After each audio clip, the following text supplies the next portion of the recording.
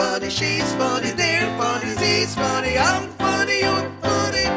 We're funny that way. Hey, hey, hey. Okay, so in a landscape where the word fuck triggers people less than the word feminist, it appears better days are ahead as the right-wing nuts fully embrace a feminist perspective on history. Yay, right-wing nuts. Yes, my friends, just when you thought it looked like the right and the left only had a love for cute animals in common, nah, I don't know what that is, but I want one.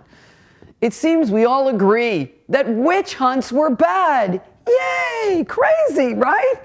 It's also crazy ironic, really, because witch hunts were conducted by what could be characterized as the original bag of nuts, because they were a mass of hysterical, puritanical theocrats.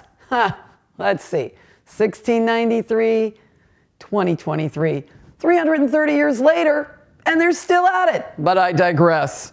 Because in this one instance, it seems we might actually all be on the same page, for which we should shout, huzzah, and celebrate. Of course witch hunts were bad. I mean, come on. They mostly prosecuted and persecuted women, jailing or killing them for being independent-minded or not adhering to the constructs of whatever they thought a female should be back then.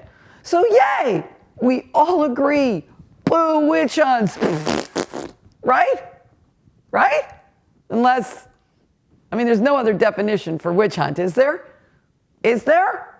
Well, being the paranoid ex-lawyer I am, I checked in with Merriam-Webster, and lo and behold, there it was in the number 2 spot after the obvious definition that a witch hunt is, a witch hunt.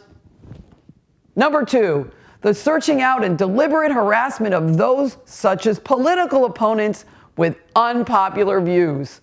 Okay, I'd expect that from Webster. But really, Merriam, saboteur! In fairness, Merriam-Webster has a disclaimer for some definitions, now saying they're just taking them from regular usage. Fine, then I'm counting this regular usage as cultural appropriation. And for it, I'm putting a spell on your leader. On a higher note, and by that I mean the Republicans in the Tennessee legislature must have been higher than everyone else when they kicked out the Justins. Am I right? Yes, from the state that brings you one of the strictest bans on a woman's right to choose what to do with her body and what to do with the kid they'd force her to have, no drag queen story hour for you, Tennessee has leaned into their hatefulness by topping off their misogyny and homophobia with a heaping helping of racism. Sure, expel the 2 young charismatic black legislators after they, heavens to Betsy, violated decorum by standing with the school kids who walked out of school to protest gun violence. With a kiddie megaphone, no less. Grab your pearls, Mary, and vote to expel for violating decorum. Geez, these little babies never make it in a parliamentary government. So much booing and shushing. Oh, and punching. That's like 5 different countries' parliaments, by the way. Plus, let's not forget this is the Republican Party that worked the long con on dialing back voting rights by gerrymandering and passing laws that make it very much harder to vote. And now they have a supermajority. How do you not have a plan for what to do once you have all the power? Or is the plan to actually act worse than the schoolyard bully who takes the kids' lunch first, then pushes them down?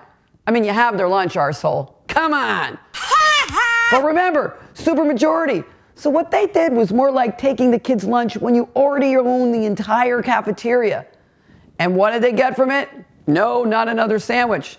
They got 2 internationally famous young legislators back at work who now when they speak, everyone pays attention.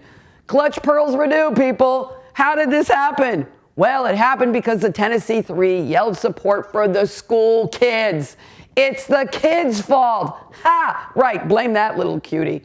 But the kids are all right and officially making the cuckoo bananas more nutty. I know, I love food metaphors, but they are. Because those children are coming for those conservatives like a swarm of pissed off bees after you mess with their queen. And the cons are starting to poop Twinkies over it. Like former governor of Wisconsin, Scott Walker. You remember him, right? He's that Einstein who once said that he'd make a great president because he stood up to protesting state workers. And if he could stand up to them, then he could stand up to ISIS. I'm sorry, but which one of these things is not like the other? State worker, protesters, ISIS. State worker protesters, ISIS. Anyway, I digressed again. Walker was weighing in on conservative losses in Wisconsin where he firmly placed the blame on kids. Yes, the kids again. He believes the Republicans will never, ever win another swing state if they don't get to the kids. Those kids, by the way, who he claims have been indoctrinated by the left. Oh, wait, what? What? You want to get to them so you can indoctrinate them first then? Okay. Same from this idiot, Kellyanne Conway, who's worried Democrats can create a turnout machine with young people. Yeah, but even if they did, Fox News would just say the machine was broken or rigged.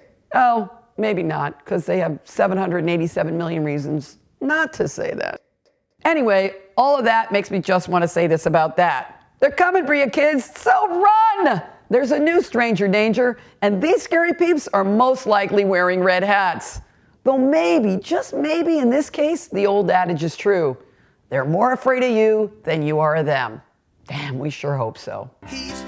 I've been Maggie Casella, just saying this about that. We're funny that way. Hey, hey.